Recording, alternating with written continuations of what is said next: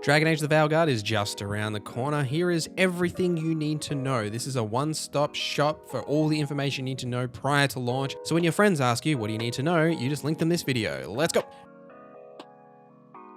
Dragon Age The Veilguard takes place 8 years after the events of Dragon Age Inquisition, but it heavily involves characters and events that were set up in Dragon Age Inquisition. Here is a super quick recap of Dragon Age Inquisition. You play as the Inquisitor. After awaking in the Fade and immediately getting chased by spiders, you get helped by this nice glowing lady and get warped back into Thedas. The Inquisitor then wakes up with a nasty headache and a glowing green arm that we later discover can be used to close the rifts into the Fade. You learn this information right at the start of the game from a very interesting character named Solus, who joins you with Varric throughout your journey for the Dragon Age Inquisition. Exalt the Elder One, the will that is Corypheus. Now, it's later revealed that Corypheus is behind these events, and you'll be thrust into a role of the leader of the Inquisition. You'll then be tasked with building up your forces all across the world of Dragon Age and putting out fires that have started from other factions and seemingly putting an end to the Mage and Templar War. You'll build up those forces to take on Corypheus, eventually defeating him and saving the day. At the end of the base game, Solus disappears and is revealed in a post-credit scene to be Fen'Harel, or the Dreadwolf. In the Trespasser DLC, which takes place 2 years after the events of the main game, Solus returns and not only saves the Inquisitor's life by removing their green glowing hand, but reveals his plans to tear down what's known as the Veil to restore the world of the ancient elves. Doing so will destroy the world of Thedas as we know it. I was Solus first. Fen'Harel came later. An insult I took as a badge of pride. The Dread Wolf inspired hope in my friends and fear in my enemies. Not unlike Inquisitor, I suppose. And now you know. What is the old Danish curse? May the Dread Wolf take you? And this is where Veilguard immediately picks up in the intro sequence, as Solus has figured out a way to tear down the Veil. There is also the Vows and Vengeance podcast series, which has been running leading up to the launch of Veilguard. This series goes into more detail about the events of how Solus figured this out, as well as a lot of details about the new companions if you want to learn more about them. Now, as with any BioWare or Dragon Age game, there's a lot more nuance to that story recap, like depending on the choices you make and your relationship with Solus personally, or some of the other characters that will come into play with Veilguard. But at a high level, that's the base information you need to know to then go and pick up Dragon Age The Veilguard. But what you also need to know is what sort of character your Rook is going to be. So let's break down the character creator, then we'll talk about some classes, the different backgrounds and factions, and then we'll talk about those juicy companions that are going to join you throughout your journey. The very first option you make is lineage, or otherwise known as race. Now, all 4 major races of the Dragon Age universe are once again back for you to pick from.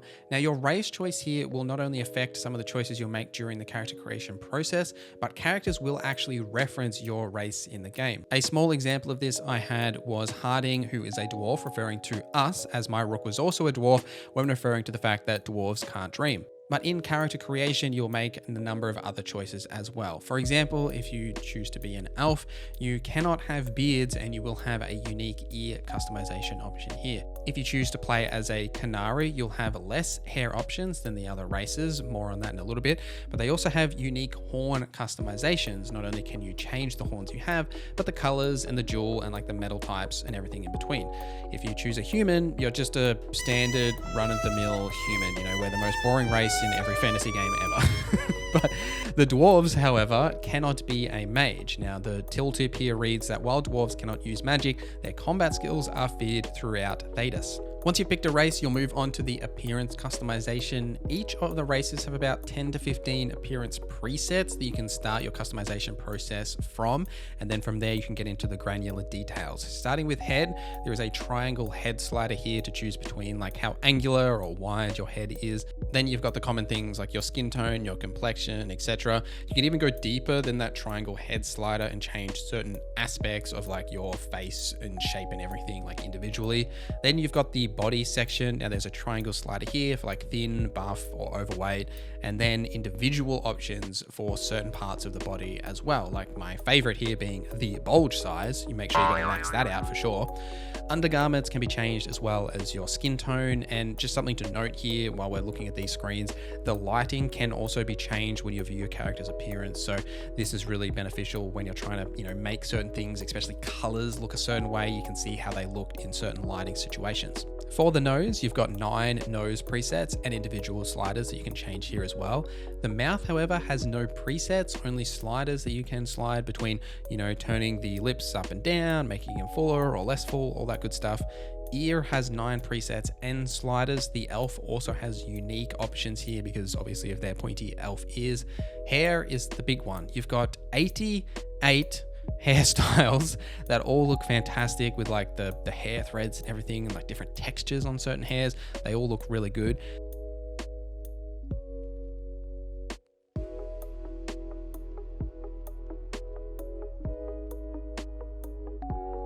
Something to note here, the Qunari only has 30 hairstyles, but they have the horns and they have 49 horn options. Now, you can change the horn material, so like the color of it, as well as the metal type if there's metal present in your horns. And then if you've got a crystal there, you can also change the type of crystal that's present as well. Now, regardless of these options, obviously you can change the color for your hair, but there's no custom colors here. It's just saturation and brightness that you can change.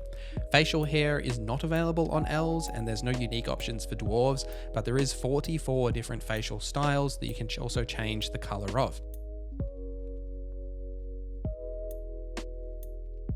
And then lastly, in hair, you can change the scalp, which is your like height and width, etc. of your overall like head. If you're big brained or little brained, This is big brain time. Makeup is next. There are 10 makeup presets, but then individually you can change the eye, the lip, or the blush sections. There are 36 different eye makeup styles. I unfortunately didn't click on it for lips, so I don't know exactly how many there are. That's totally my bad.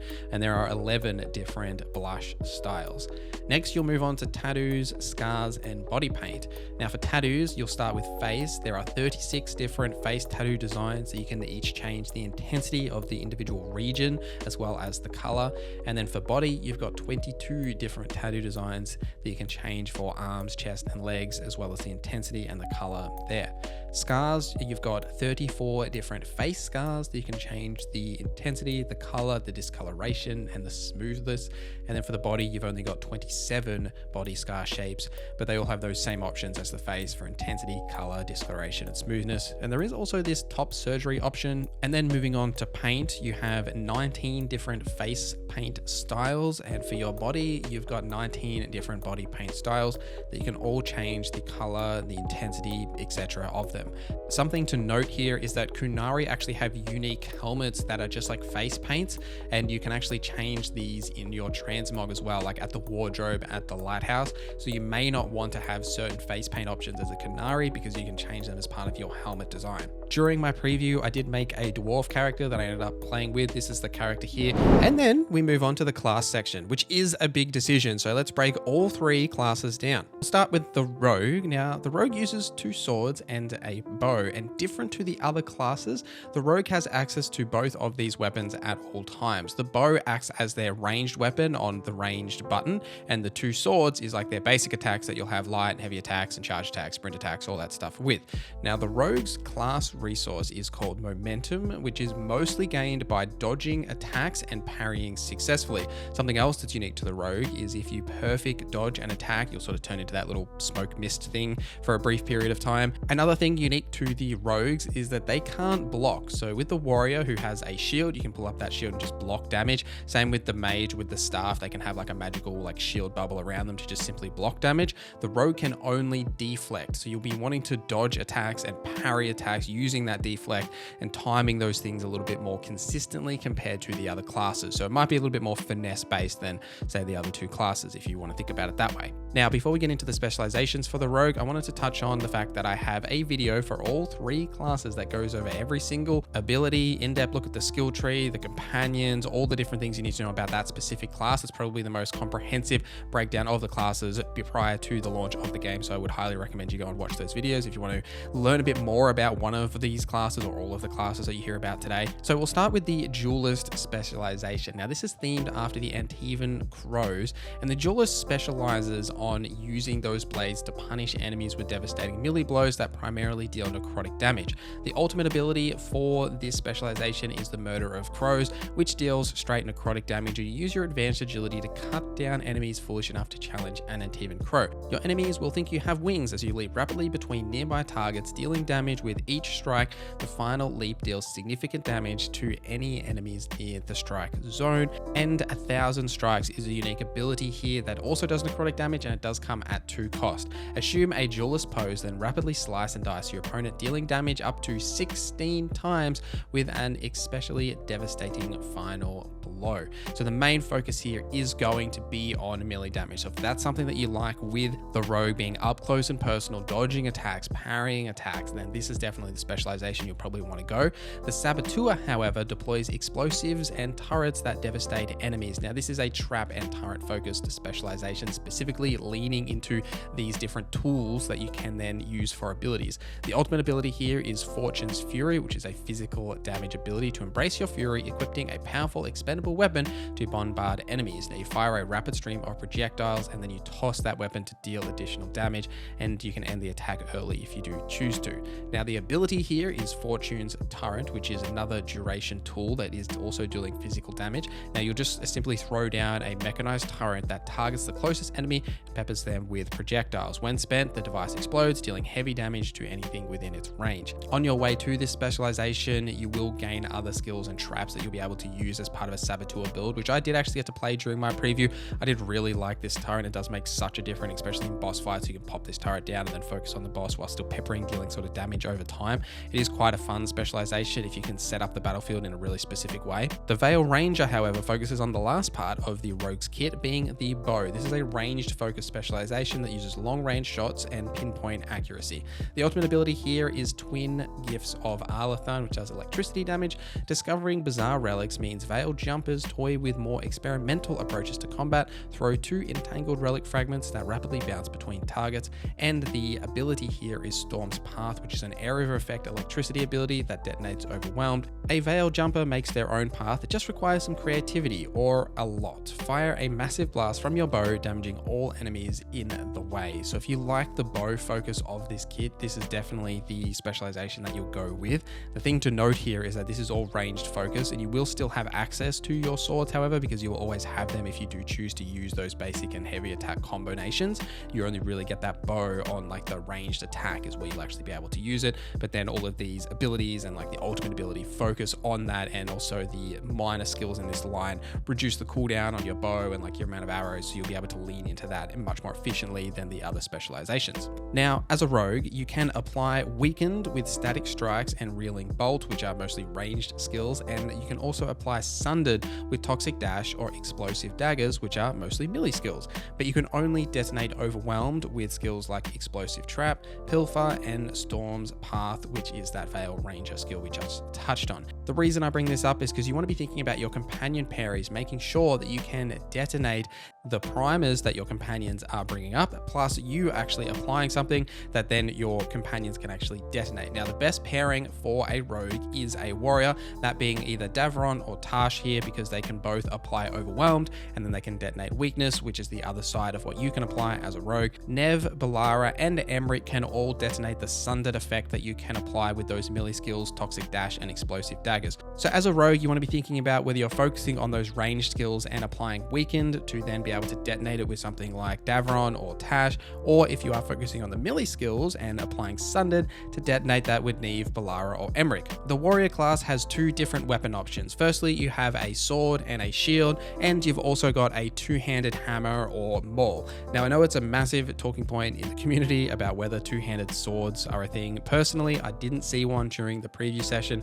Maybe there is, and we just haven't seen them yet. Like, we'll have to wait, obviously, for the game to come out, but potentially there is maybe some sort of unique 2-handed sword or something. I don't know. Haven't seen one personally. We'll just have to wait for the game to come out. But the warrior class uses a rage mechanic. Now, they build rage by taking and dealing damage, and unique to the warrior is that weapon swapping that we were talking about, how they can freely swap between the weapon by pressing down on the D-pad, and you can also defend by holding that shield when you're in that sword and board configuration. However, when you're in the 2-handed configuration, you'll actually be able to deflect. Now, a core part of the warrior's kit is about applying applying stagger. Now, stagger is that purple bar that all enemies have. When you build that up, and you can then initiate like a takedown to finish that enemy as well. The warrior's overall playstyle is a little slower than the other classes, where you're really focusing here on swinging massive weapons or, you know, throwing your shield to deal strong amounts of damage, but without actually that quick sort of agile aspects of some of the other kits. You still can dodge and roll and do all those things, but you'll really be focusing on tanking a lot of that damage because you want to take those hits, right, to build up that rage so you can then dump that into your abilities. The specializations for the warrior here is the Reaper. To steal life and risk death to gain incredible unnatural abilities, the Reaper wields necrotic damage to siphon enemy health to restore their own.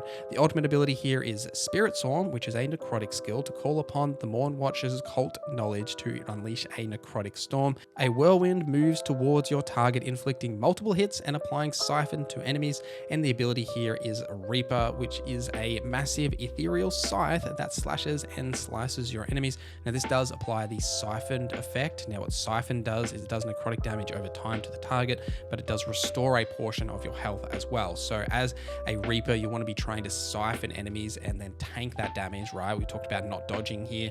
You want to be standing there, having them hit you to restore that rage aspect, but then you'll be getting that healing over time effect from siphoning it off the enemies. As the Slayer specialization, you'll be wielding massive punishing weapons while rushing enemies to deal devastating blows. Now, this is focused on those two-handed weapons we were talking about, dealing massive amounts of stagger and physical damage with the ultimate ability for Gold and Glory, which is a physical damage ability.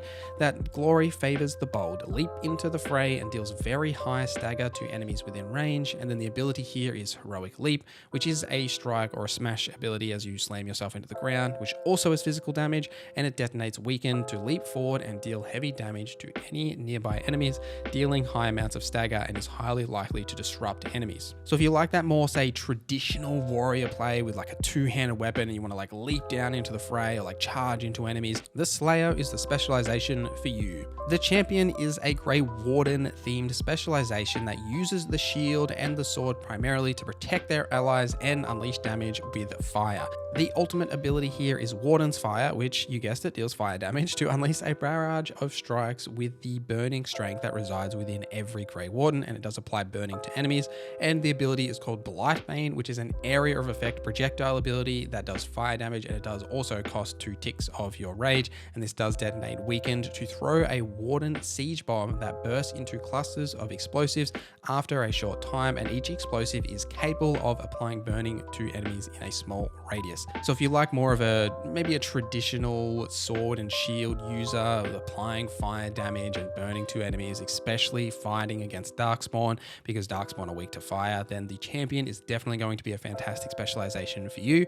And in terms of your companion pairings here, as a Warrior Rook, you'll be able to apply Sundered with Bloody Advance, Overwhelmed with Titan Stomp and Grappling Spear, and then you'll also be able to detonate Weakened with a bunch of skills from Driving Kick to Groundbreaker to Reaper to Heroic Leap and Blightbane. To pair this Rook with companions, you'll mostly want to pair with mages, as mages can apply Weakened, say Nev, Balara and Emmerich, and they can also detonate the Sundered effect that you can apply with Bloody Advance. Harding and Lucanus are also good combinations here, as they can both detonate the Overwhelmed effect that you can apply with Titan Stomp and Grappling Spear. So mostly you're looking at the mage companions and the rogue companions for a combination to combine with a Warrior Rook type. Lastly, we have a mage. Now, the mage uses either a staff for ranged combat or a mage knife, which is basically just a dagger, and orb combo, and you can freely switch between them like the warrior can by pressing down on the D-pad. The dagger and orb is mostly melee focused. However, both weapon types have a ranged attack, which is like a beam, a charged beam that you can then use, which is obviously best to take off the shield health bars that you see on enemies. The mage class resource is mana. Now, this does generate passively over time. This is much easier to generate compared to the warrior that needs to deal damage or take damage, or the rogue that needs to dodge attacks or parry successfully. The mage also has access to being able to like block by holding the block button with the two-handed staff. You see like a magical shield around them, but then when you're using the mage knife and the orb, you have access to the deflect, similar to say, a rogue or the two-handed warrior that has access to deflecting. While using your mage knife and orb, you also have access to arcane marks. Now, hitting enemies with your orb 3 times adds an arcane bomb, and then hitting an enemy with a heavy attack consumes the arcane bomb, dealing massive damage. So when thinking about the mage here, there's a lot of flexibility in their overall kit, but for the most part here, you'll be doing some sort of elemental damage, either with the mage knife and orb or with the staff, and then obviously with your abilities, and then specializing in one of those types of damage. The first specialization here is Death Caller. This is a Mournwatch themed specialization that focuses on necrotic damage. The ultimate ability here is called Crypt's Herald. This deals necrotic damage. Be like death, drawing in the power of the Fade and surrounding yourself with a necrotic storm. This slowly absorbs life from all nearby enemies before ending in a punishing burst, causing massive damage. And the ability here is called Spirit Bomb. Drain the life out of your enemies, then throw it back at them in an explosion of necrotic damage. This does apply siphoned and deals damage each second you are connected to a target before a final blast deals bonus damage that intensifies the longer the target has been exposed to it. This does also detonate Sundered. So if you're thinking about maybe playing in a little bit of that melee range, or you're not totally sure if you want to be melee or range, this is a good specialization because you can apply that siphon effect to get some of that health back, as you know, mages are always squishy in games, so you get a little bit of healing over time, but you can also deal some really solid necrotic damage and damage over time effects by both of these different skills. The Evoker freezes enemies in their tracks, then summons the deepest cold to tear them apart. Now the Evoker wields cold damage primarily, as well as some area manipulation magic to pull enemies in close and then follow up with these big hits of cold damage to freeze them in place. The ultimate ability, Vortex of Shadow, deals cold damage to concentrate entropic energy on a single point until it reaches critical levels, creating a vortex. The vortex appears in front of you, dealing damage each second while pulling enemies towards its center. And the ability, Entropic Sphere, applies the weakened status effect and also does cold damage over time.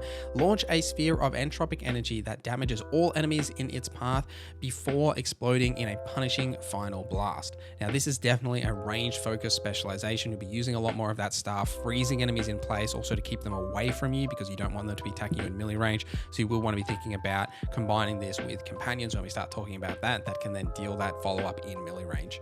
The Spellblade, however, will see you in close quarters, as this is a electricity focused, melee focused mage that uses a lot of electricity damage and the mage knife and orb to slay their enemies. The ultimate ability here is Thunderous End, which is an electricity based ability to conjure a deadly avatar of the storm to seek vengeance on your enemies. This deals heavy damage and applies 2 stacks of shock to enemies within a large radius. Void Blade is the ability. This is an electricity ability that detonates Sundered. By harnessing the agility of the Antivan Crows, dash forward in a flash of dark energy before landing a deadly slash that explodes a moment later, and this deals damage twice. So if you do like the idea of playing as a mage but you don't like to use a staff, then this is definitely a specialization for you, leaning into that electricity damage, applying a lot of those arcane marks to then detonate them on enemies like we were talking about earlier. Now companion pairings here, as a mage rook, you can apply Overwhelm with Chain Lightning and Storm Surge. You can apply Weakened with Ice Blast, Corrupted Ground, and Entropic Sphere, as well as detonate Sundered with Dark Squall, Meteor, Spirit Bomb, and Void Blade. The best companion pairings are Harding and Lucanus, the rogue companions, because they can both apply the Sundered effect that you can detonate, as well as detonate the Overwhelmed effect that you can apply with Chain Lightning and Storm Surge. You've also got some connectivity with the warriors, both Davron and Tosh, because they can detonate Weakened, which you can apply with Ice Blast, Corrupted Ground, and Entropic Sphere, which is especially useful for a range focused evoker that gets access to Extrophic Fear. You want to have a warrior in that close range to tank some of that damage for you. The next section is faction or backgrounds, which also is, funnily enough, a big decision. So let's talk about all 6 factions, and we'll start with what this actually affects. So firstly, each faction has a different surname for your rook. This isn't super important, like you will pick the first name, it'll just generate you that second surname based on the faction, but pretty much every character is just going to refer to you as rook throughout the game. There will be 3 minor passives that each faction brings. The first one will increase your rep with that specific faction. The next one will increase your damage with a specific type of enemy. For example, Grey Wardens here, this increases the damage against Darkspawn. And lastly, there is a unique passive that could be simple, like increasing the HP and defense like a Grey Warden, or increasing your class resource generation like a Shadow Dragon. Now, all faction factions have a unique backstory, and these backstories aren't just flavor text. When you interact with that faction in the game, they will all know about those previous events that your Rook did, and they'll interact with you in a positive or a negative way based on that backstory. An example that I have is from the preview event. I made a Veil Jumper Dwarf Rogue. When I ran into Balara and the Veil Jumpers in the Arlathan Forest, they were a little hostile towards me because of those past events that we'll get into in a little bit in this video, but their interactions there were completely different, and it will happen that when you run into those factions that you don't actually know, they, obviously won't know Rook, so they will interact with you very differently than the ones that actually know you. I would expect some of this hostility or the relationship here to change a little bit throughout the game based on how you interact with that faction and some choices you make, like if you help that faction, etc. So don't think that, just because the faction doesn't like you at the start, that's going to be, throughout the entire game. I'm sure there's a way to change that relationship connection to the faction itself. And all the companions are also linked to one of the factions, which will impact your relationship with them, typically in a positive manner, because they're going to like you a little bit more if you're on the same side in terms of what faction you're a part of. Now, lastly, before we get into these factions, there are a number of decisions that can go into making here, like why you pick a certain faction. It could be because of those 3 passives you get. It could be because of a specific backstory. It could literally be as simple as you think their armor is cool, right? Like that's entirely up to you, your personal Rook, and your personal journey that your Rook is going to go on. So don't think that you need to make a certain decision here, like this one is the best. Like, you have to do certain things, right? Just make that decision based on your personal preference. But enough of that. Let's talk about the Grey Wardens. Rook is a Grey Warden, an ancient military order sworn to battle Darkspawn and other monsters. The Wardens undergo secret, unbreakable rites that grant them supernatural powers against the dark. Now, you may definitely remember the Grey Wardens if you played Dragon Age Origins. They were a massive part of that game, and their connection to the Blight is definitely going to be important in this game as well, as there is a lot of Darkspawn and Blight that we've seen in a lot of the preview content. The 3 passives here are Bonded in Blood to gain reputation with the Grey Wardens more quickly, Blight Killer to increase the damage against Darkspawn, and Vigilant Training. The base defense and health are slightly increased for the Grey Wardens. And as a Grey Warden, your backstory is Shield Against the Night. When innocent lives were at stake, Rook led the charge, saving a village from a monstrous nightmare, no matter the cost to himself. During a large Darkspawn incursion, Rook was ordered to hold the line with other Grey Wardens until reinforcements arrived. Rook argued that by then, villagers under attack would be dead. He disobeyed orders, leading the squad into an incursion and sealing the tunnel to the deep roads. This turned the tide, and the Darkspawn were driven off, saving the villagers. Rook's heroism was popular among the younger Wardens, but others with connections to noble families resented his independent streak. Rook chose to step away while tempers cooled. That then leads you into the events where you run into Varric, obviously at the start of the game. All of these backstories will lead to those initial events from like the start of the game, something to point out here. Now, for companions, Davron is the companion that is of the Grey Warden variety. So if you're a big fan of Davron and the Darkspawn, the Grey Wardens might be for you. The Veil Jumpers are next. Now, Rook as a Veil Jumper, this daring group explores ancient elven ruins in the Arlathan Forest. Although founded by elves, they welcome any brave enough to face Arlathan's reality warping magic. If you've been listening to the Vows and Vengeance podcast for Dragon Age, I really liked Balara's episode talking about the Veil Jumpers and that reality warping magic stuff. Really enjoyed that episode. Let me know in the comments if you've been listening to the podcast. It's actually quite good. All right, the 3 passives here close to the Veil gain reputation with the Veil Jumpers more quickly. Attuned Strike to deal increased damage to those that are Fade touched, and Keen Eye to deal slightly increased critical and weak point damage, which is fantastic for a rogue who can line up those headshots with the bow. The backstory here is Hunter of Secrets. When lives were at stake, Rook defied orders to rescue people from the Mystic Pit. I almost said a different word that starts with P and looks very similar to that word. Perils of Arlathan. On the expedition to the ruins in Arlathan Forest, the Veil Jumpers found ruins that contained important lost lore and deadly danger. Barely surviving the ruins' ancient magical defenses, Rook's small team recovered an invaluable map leading to a hidden area of the forest. Although the team escaped, other Veil Jumpers found themselves trapped. Rook chose to return to the ruins, saving his teammates' lives but losing the map. He was was lauded for his bravery, but the map's loss caused some resentment among Veil Jumper leaders, and that is that resentment that I was talking about from my preview session. Now, the companion here is Balara, who is one of the first companions that you will run into.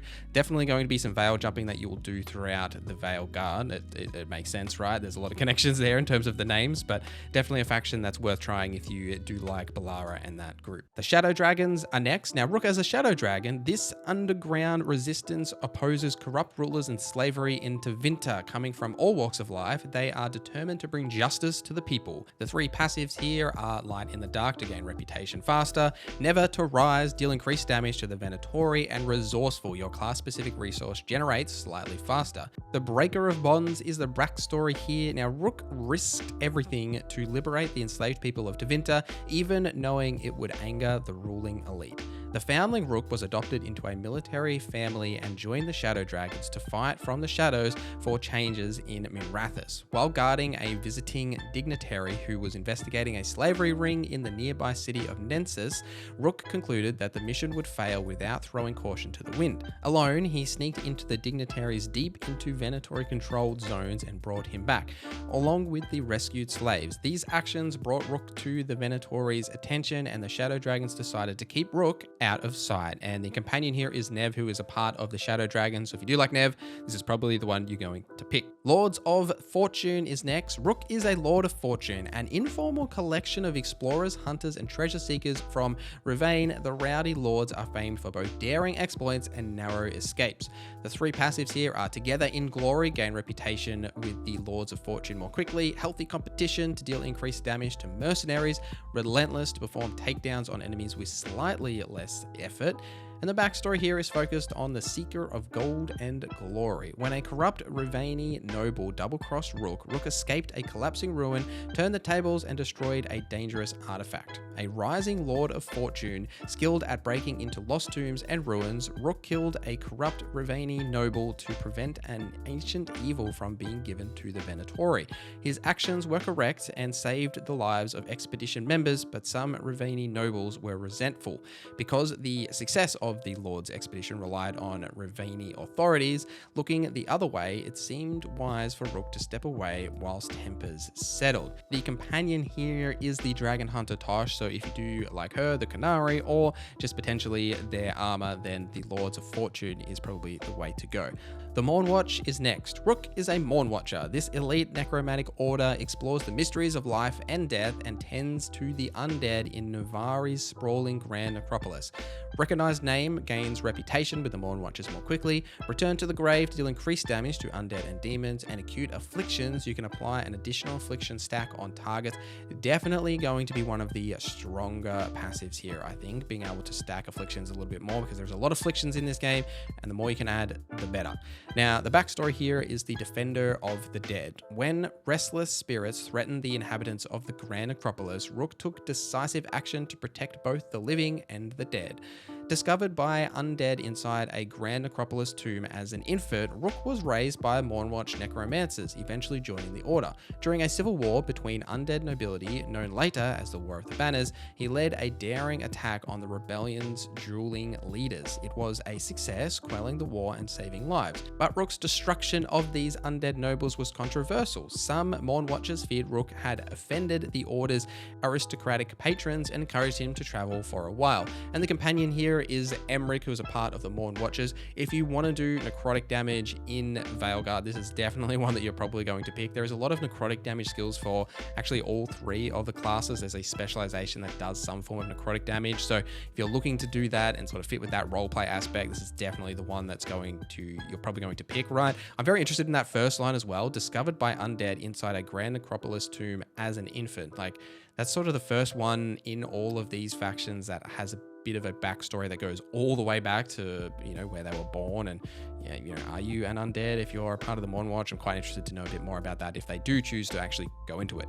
The Antivan Crows is next. Rook is an Antivan Crow. Swift knives in the dark, and the Crows are ruthless assassins, both respected and feared as Antiva's shadowy protectors. The three passives here are Under Their Wing, gain reputation with the Antivan Crows more quickly, Open Contract to deal increased damage against Antame, and Hidden Pouch to hold an extra potion, which is like your healing item. Now, the Antivan Crows, in my experience, are basically basically like the Assassin's Creed Brotherhood. They are absolutely cool as hell, and if you are playing as a rogue, they're probably going to be the main one you're going to pick if you want to fit that sort of rogue, sneaky aesthetic. Now, the Assassin Extraordinaire is the backstory here. When the invaders of Treviso took people captive, Rook was determined to free the prisoners at any cost. A talented new crow, recently promoted to full membership, Rook chafed at the cautions of his commanders, especially with his city occupied by brutal soldiers known as the Entame. When Rook saw a patrol herding along captives one night, he leapt into action despite saving lives. However, Rook had unknowingly compromised a larger crow operation against the Entame.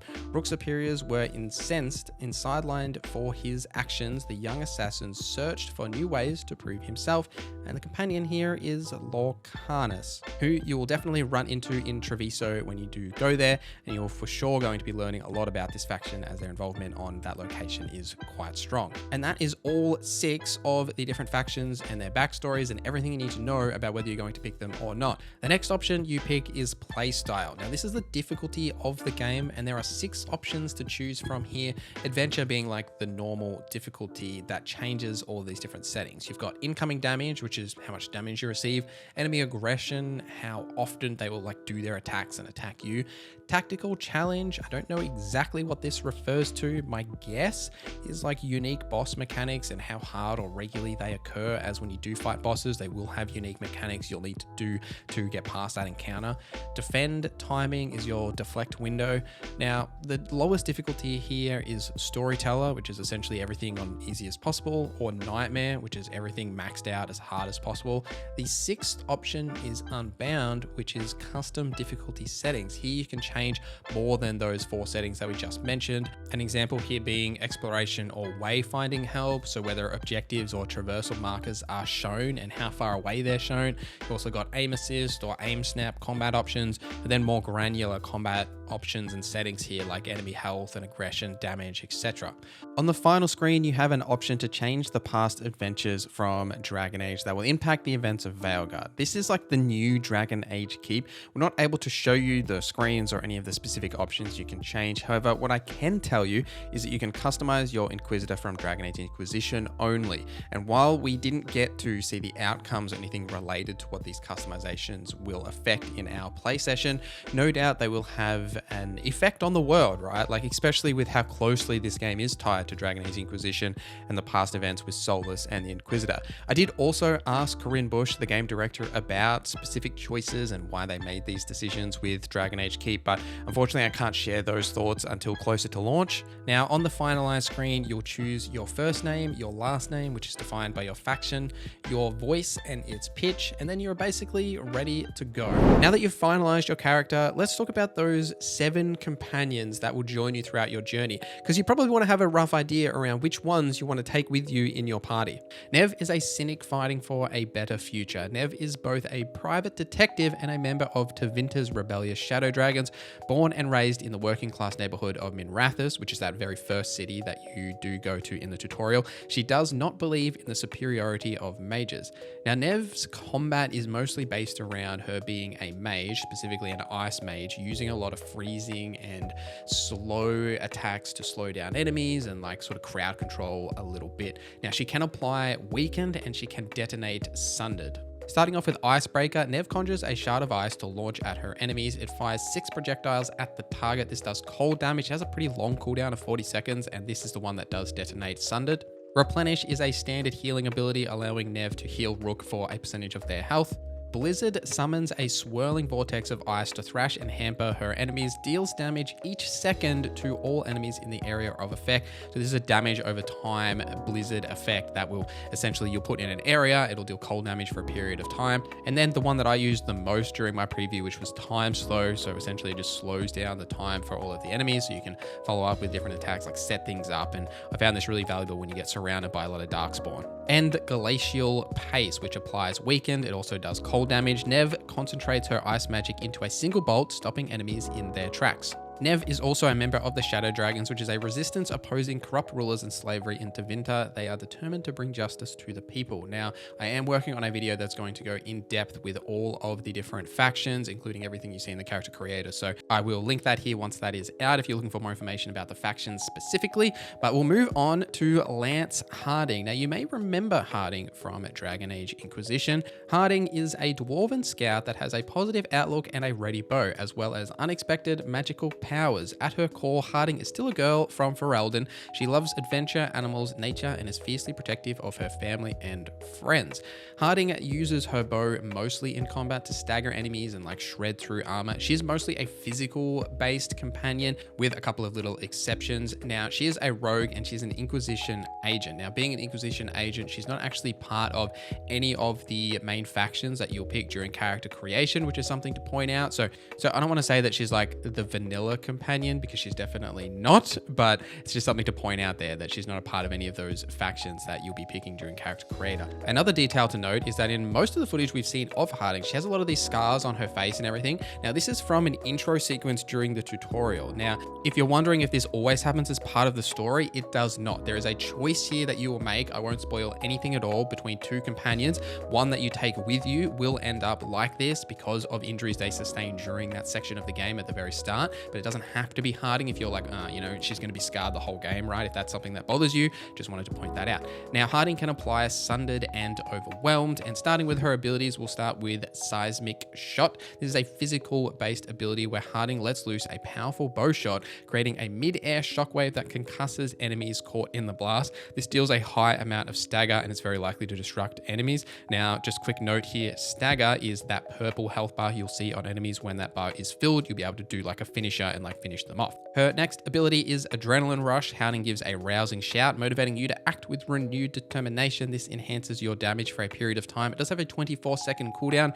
In my testing, I don't actually know how long this buff specifically lasts, but chances are it's not that full 24 seconds. It seemed to be about like 10-15 seconds based on when I was playing. Heavy Draw. Harding draws her bowstring back as far as it will go, unleashing a devastating shot. This also deals physical damage with a long cooldown, and it detonates Overwhelmed. Soothing Potion. An expert scout carries only the best resources to special brewery, is a pick-me-up like no other. Harding tosses a restorative tincture to you, granting rejuvenation. Now, this will heal you over time. And lastly, Harding has Shred, which applies Sundered. So Harding shreds her opponent's defenses with a decisive shot. This also deals a high amount of stagger. Something I want to note here as well is that your companions will level up based on your bond level with them. Now, you increase their bond by taking them on various missions, completing quests for them, building that relationship with them. They don't gain experience in that traditional sense. Each bond level you level up, they'll gain 2 skill points that you can then invest in their skill tree, and you will always have all these abilities we're talking about here today unlocked, regardless of whether you're at like bond level 1 or 10 or what have you.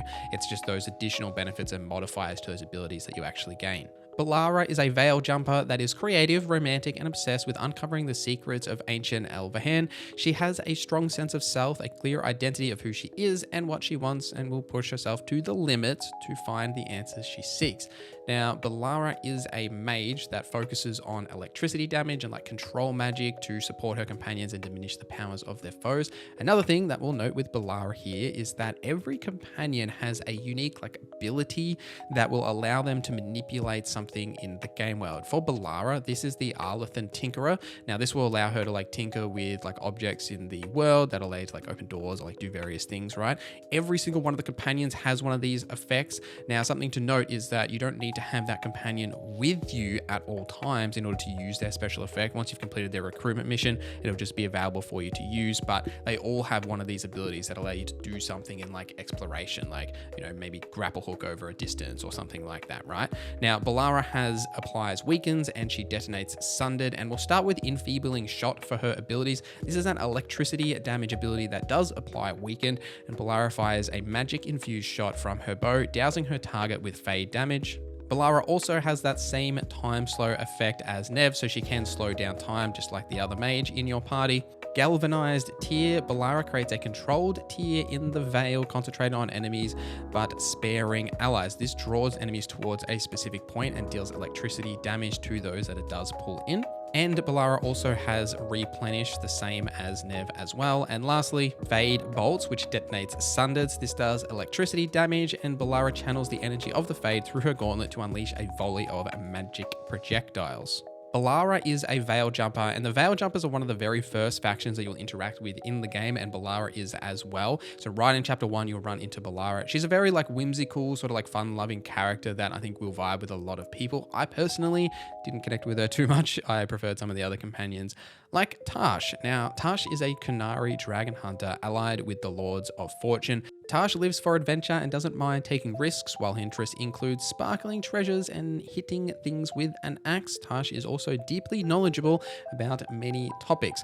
Blunt and straightforward, Tash is a mighty warrior who wields dual axes and breathes out flames, igniting enemies with draconic fury. So she's very fire orientated, just the same as Davron, our other warrior, which we'll get to in a little bit. Now, she does apply Overwhelmed and Weakened. Now, her first ability here is Fire Breath, which is a fire weapon, and you probably guess what it does. She breathes out fire of draconic fury. It deals damage and applies the burning status to enemies. Dragon's Roar. Tash roars with draconic fury, drawing enemies' attention. This taunts enemies in an area and forces them to briefly focus their attacks on Tash. Dragon Fire Strike is a fire damage attack that detonates weakens. Tash lands a fiery overhead strike that leaves enemies concussed, confused, and burning. With Fortune's favor, Tash's luck and Lords of Fallen training all but ensure that you will get out of this battle alive. It grants brief invulnerability. Spitfire is the last ability. Tash spits a searing burst of flame that takes the fight out of an enemy. This deals high stagger and also applies the Overwhelmed effect and does fire damage. Now, Tash is one that we didn't get to play around with too much in the previous session, but I did really like the brief interactions that we did have with her. Very sort of direct and like straightforward, kind of similar to Iron Bull, but like different in a way. I'm very interested to see more of Tash. Lucanus is an expert assassin for whom the Antivan Crows are a family business. He is poised and pragmatic, but he'd rather not be the center of attention. His focus is usually on his work. Lucanus specializes in executing powerful mages and has earned himself the title of Demon of Varantium. Now, Lucanus is a member of the Antivan Crows, which are basically just straight up like the Assassin's Creed Brotherhood. Like, we did get to interact with them a fair bit on Tevinter in our preview, and they are just basically the Assassin's Creed Brotherhood, which is a good thing. Like, I actually quite enjoyed dealing with them. Now, Lucanus is a rogue, but he does do a lot of necrotic damage with the dual daggers, and then does have some potions and buffs that he can apply as well. He does apply the Sundered effect and detonates Overwhelmed. Abominate is Lucanus' first ability. Lucanus sweeps the area with demonic strength, deals high barrier damage, and applies knockdown to enemies in that area. Now, this does do necrotic damage. Adrenaline Rush is the same that Harding has. This does enhance your damage for a period of time.